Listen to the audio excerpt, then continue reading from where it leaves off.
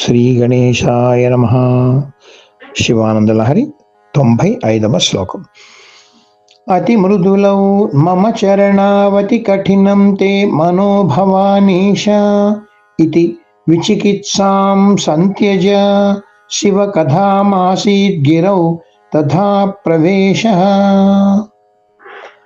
ఇదే భావన వచ్చేటట్టుగా ఇంచుమించు మనం 75వ శ్లోకంలో చూసాం. ఆ శ్లోకం ఏంటి?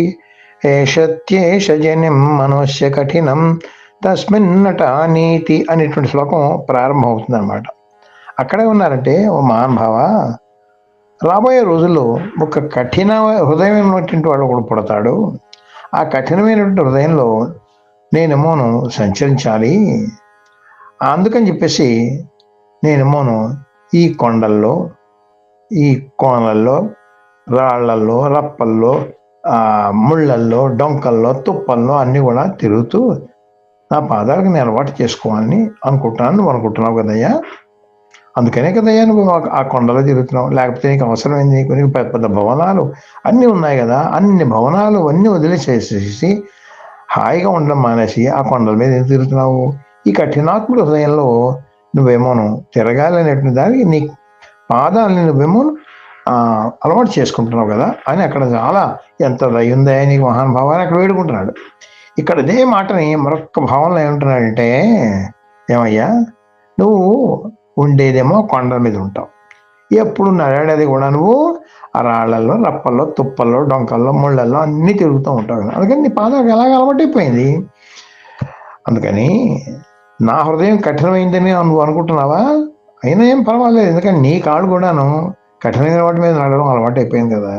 అందుకని చెప్పేసి నా హృదయంలో కూడా నువ్వు తిరుగు, ఏం పోయింది, తిరుగు అని చెప్పి దబాయిస్తున్నాడు అన్నమాట. ఇక్కడ ఆ భావన ఎంత బాగా చెప్తున్నారో చూడండి. ఇక్కడ శివ ఓ మంగళ స్వరూపుడ, భవానీపతి ఓ పార్వతీపతి, మమ చరణం అతి మృదులో, నా యొక్క పాదాలు చాలా కోమలమైనటువంటివి, తే మనః అతి కఠినం, మీ మనస్సు అంటే భక్తుల మనస్సు అత్యంత కఠినమైనటువంటిది, ఇది విచికిత్సాం సంత్యజ, అలాంటి సందేహం అంటే విడిచిపెట్టవా. ఎందుకంటే తథా గిరౌ ప్రవేశ, అటువంటి ఆ పర్వతాల మీద, కొండల మీద సంచారం కథమాసీత్, ఎలా చేసుకున్నావు? ఇంతకాలం వాటి మీదే కదా తిరిగావు, అక్కడ ఆ కొండల మీదే కదా నువ్వు ఉన్నావు.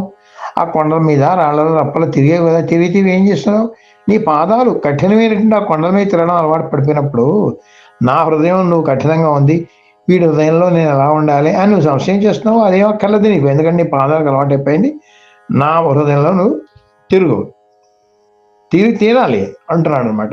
మొదటి 75 శ్లోకంలో ఉన్నాడు. మహానుభావ అయ్యో ఎంత జాలి అయ్యా నా మీద అని చెప్పి అక్కడేమో వేడుకున్నాడు. ఇక్కడేమో పూర్తి శరణాగతి పొందాడు కాబట్టి ఆ శివుడి మీద ఉండే నమ్మకంతో ఏమంటున్నాడు అనమాట, ఖచ్చితంగా నువ్వు నా హృదయంలో తిరగలవు.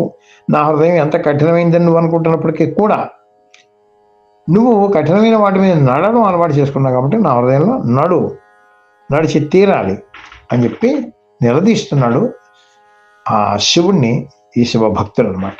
తర్వాత 96వ శ్లోకంలో ఏం చెప్తారో కూడా మనం చూద్దాం. శివానంద లహరి 96వ శ్లోకం. ధైర్యాంకుశేన నిభృతం రభసాదాకృష్య భక్తి శృంఖలయా పురహర చరణాలాని ఉదయమదేభం పథాన చిద్యంత్రై. మనం లోగడ ఒక శ్లోకంలో చూసాం, చేతస్థురంగం అని చెప్పారు. అంటే మనస్సుని అక్కడ అశ్వంతో పోల్చారు. ఇప్పుడు ఇక్కడ మనస్సుని మదించినటువంటి ఏనుగుతో పోలుస్తున్నారు. ఈ మదించిన ఏనుగు ఏమవుతుంది? మన నియంత్రణ లేకుండా దాని ఇష్టం వచ్చినట్టు పోతూ ఉంటుంది. అప్పుడు ఆ ఏనుగుని బుద్ధి అనేటువంటి బోన్లో బంధించేసేసి భక్తి అనేటువంటి తాళ్లతో దాన్ని కట్టేసేసి ఈశ్వర పాదాలు అనేటువంటి గుంజ కొయ్యికి దాన్ని పూర్తిగా కట్టేసేయాలంట. అప్పుడు ఏమవుతుంది? ఆ మనస్సు ఈశ్వర పాదాల దగ్గర పడి ఉంటుంది. అప్పుడు ఏమంటాయి? ఈశ్వర పాదాలు ఏంటనమాట, పరంధామం, అదే అనమాట, బ్రహ్మపదం అనమాట. అక్కడ వెళ్ళొచ్చు అని ఆ భావన ఈ శ్లోక ప్రతిపదార్థంలో ఎంత చక్కగా చెప్తున్నారో ఒకసారి మనం ఇప్పుడు చూద్దాం.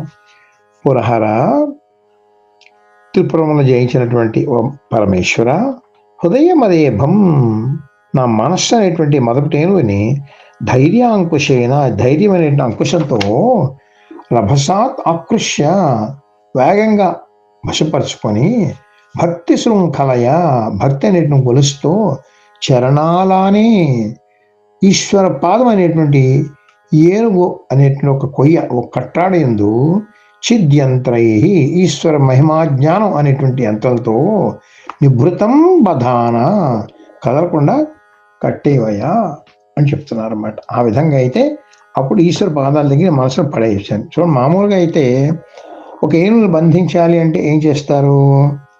ఆ ఏనుగుని చాలా మొదటి ఏనుగులు చాలా చాలా ఉంటాయి కదండి అడవిలో అనమాట.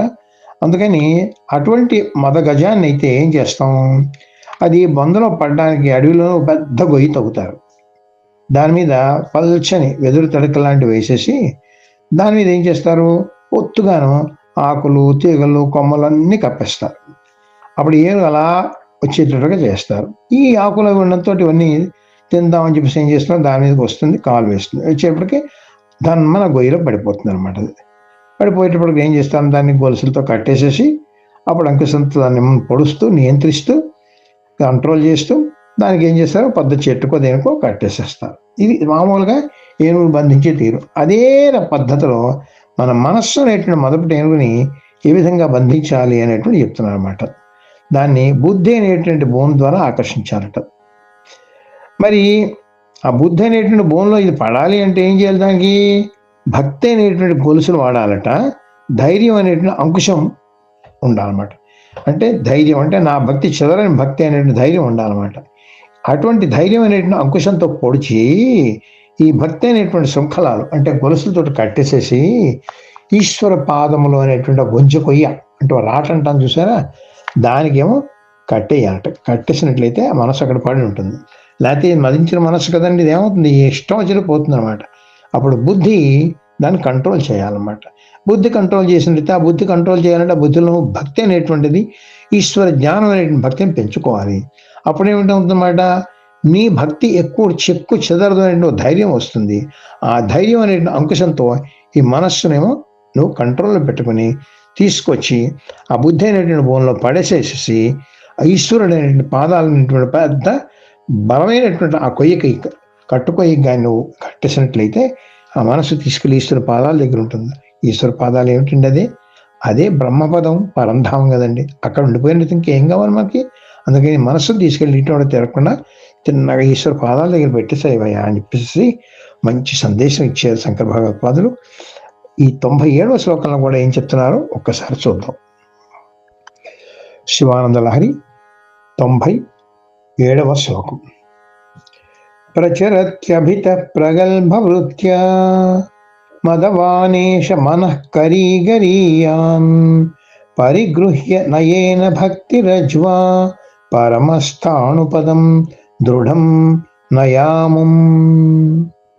పరిగృహ్య అని చెప్తున్నారు ఇక్కడ మహానుభావ. నేను నా మనస్సు ఇటువంటి తిరగకుండా, ఇది మదించిన మనస్సు కదా, మదించిన ఏనుగు లాంటి మనస్సు కదా, తిరగకుండా నేనేమోను ఎంత నియంత్రిద్దాం అనుకున్నా ఎక్కడో ఒకటి మళ్ళీ జారిపోతుంది అయ్యా. అందుకని పూర్తిగా నేను ఇంకా నిన్నే శరణ పెడుతున్నాను. నేను చేయవలసిన ప్రయత్నం అంతా నేను చేశాను, ఇంకా పూర్తిగా ఇంకా నువ్వే చేయాలి దాన్ని అని చెప్పేసి సంపూర్ణ శరణాగతి ఈ ఇంచుమించు చివరికి వచ్చేటప్పటికి శివానంద లహరిలో మనకి ఇలా వేడుకోవాలని శంకర భగవత్పాదులు భక్తుడికి అద్భుతమైనటువంటి సందేశం ఇస్తున్నారన్నమాట. ఇప్పుడు ముందు శ్లోకంలో చెప్పారు కదండి, ఈ మనస్సు అనేటువంటి మొదపటేను కానీ అదే భావన ఇక్కడ కూడా కొనసాగిస్తున్నారు. పరమాని శివుని ఇక్కడ సంబోధించారంటే మోక్ష ప్రదాత అని చెప్పేసి అనమాట. అపరిచ్ఛిన్నమైనటువంటి స్వరూపుడా మదవాన్ గరీయాన్ ఏష మనక్కరీ, మదించినటువంటి మహాబలమైనటువంటి ఈ మనస్సు అనేటువంటి ఏనుగు ప్రగల్భ వృత్యా అపరాని గమనంతో దాని ఇష్టం వచ్చినట్టుగా అది అభిత ప్రచరతి అంతటా కూడా తిరుగుతుంది అది. అముం దీన్ని భక్తి రజ్వానయేన భక్తి అనే తాడుతో దాన్నేమో నియంత్రించి పరిగృహ్య దాన్ని పట్టుకో, నువ్వు పట్టుకో, ఇంకా నేను పట్టుకోలేకపోతున్నాను దాన్ని.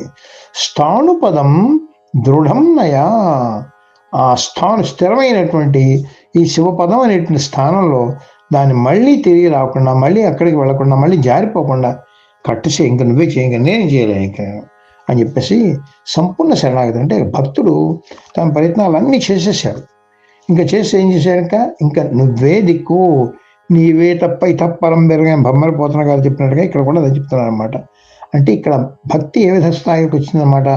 అనన్యాశ్చింతయంతో మా ఏ జనా పర్యుపాసతే తేషాం నిత్యాభియుక్తానాం యోగక్షేమం వహామ్యం. ఈ స్థాయిలో భక్తి పరాకాష్ఠకు వచ్చినటువంటి స్థాయిలో, తారస్థాయికి వచ్చిన స్థాయిలో భక్తుడు ఏం చెప్తున్నాడు ఇక్కడ, నాకు ఇంకో చింతనే లేదు, నాకు శివపాదాలు తప్ప ఇంకేమీ చింతన లేదు, నేను పూర్తిగా శివపాదాలనే శరణ వేడుతున్నాను అని చెప్పేసి నువ్వు అనుకుంటే ఏం చేస్తాడు, ఆయన నీ మనసులో అక్కడట్టే పెట్టుకొని నీ యోగక్షేమాలన్నీ ఆయనే చూసుకుంటాడు. ఇంకా నువ్వు దేని గురించి బాధపడక్కర్లేదు అనమాట.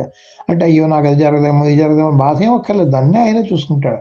పూర్తిగా ఈ భక్తుని తన అధీనంలో పెట్టుకుని భక్తులకు కావాల్సిన సదుపాయాలు సుఖాలు అన్నీ కూడా ఆయనే చేసుకుంటాడు అనమాట. అలాగే మనకి భగవద్గీతలో ఇంకో శ్లోకం కూడా చెప్తారు, సర్వధర్మాన్ పరిత్యజ్య మామేకం శరణం వ్రజ అహం త్వా సర్వపాపేభ్యః మోక్షయిష్యామి మా శుచః. అంటే ఏంటంటే నువ్వు నన్ను కానీ శరణ వేడేవంటే, అంటే ధర్మాధర్మాన్ని నాకు వదిలే, ఇంకా నేను చూసుకుంటాను, ఏ ధర్మం ఏది అధర్మం అనేటమాట అవన్నీ కూడా నేను చూసుకుంటాను. నేను సంపూర్ణ శరణాగతి చేసినట్టే మొత్తం నీ పాపాలను కూడా నిష్కృతి చేసి దానితో తొలగించేసేసి నీకు మోక్షం ఇచ్చేటువంటి మోక్షం ఇచ్చి తీరతాను అని చెప్పేసి ఇక్కడ ఒక వాగ్దానం చేస్తున్నారు భగవద్గీతలో అన్నమాట. అదే భావన అన్నమాట. ఇక్కడ కూడా ఏం చేశారు శంకర భగవత్పాదులు కూడా చివరికి ఇదే ఉపాయం చెప్తున్నారు అన్నమాట. ఎందుకు వచ్చిన వృధా ప్రయత్నాలు, కానీ ఒక్క పని చేయండి అయ్యా భక్తులారా, మీరు భక్తిని మీరు దృఢపరచుకోండి, పూర్తిగా పరమేశ్వర పాదాల చెంతన శరణాగతులు అవ్వండి, సంపూర్ణ శరణాగతి పొందండి. అప్పుడు ఈ మనస్సు సంగతి ఆయనే చూసుకుంటాడు, ఆయన నీకు కావాల్సినట్టు మోక్షప్రదం ఆయన ఇస్తాడు అని తేల్చి చెప్పేసి ఈ శ్లోకంతో ఏంటి శుభానందరావు ఇంచుమించు పూర్తి చేసేసారు. తర్వాత ఎటువంటి రమ్యమైన భావనలో వెళ్తున్నారు మిగిలిన 3 శ్లోకాలను కూడా మనం చెప్పుకుని ఆ శివపాదాల చెంత ఉంటూ ఆ శివపాదాల దగ్గర నుంచి బ్రహ్మపదానికి మనం వెళ్ళాలి, బ్రహ్మలో మనం లయం అవ్వాలనేటువంటి చక్కటి సందేశం అందించినటువంటి శంకర భగవత్పాదులకు నమస్కారం చేస్తూ ఓం నమ శివాయ సాంబాయ శాంతాయ పరమాత్మనే. ఈ కార్యక్రమాలు మీకు నచ్చినట్లయితే వెంటనే ఒక లైక్ చేయండి, అలాగే కామెంట్ చేయండి, ఎక్కువ మందికి షేర్ చేయండి. సబ్స్క్రైబ్ చేసుకోకపోతే వెంటనే మన ఛానల్కి ఇప్పుడే సబ్స్క్రైబ్ చేసుకోండి. ధన్యవాదాలు.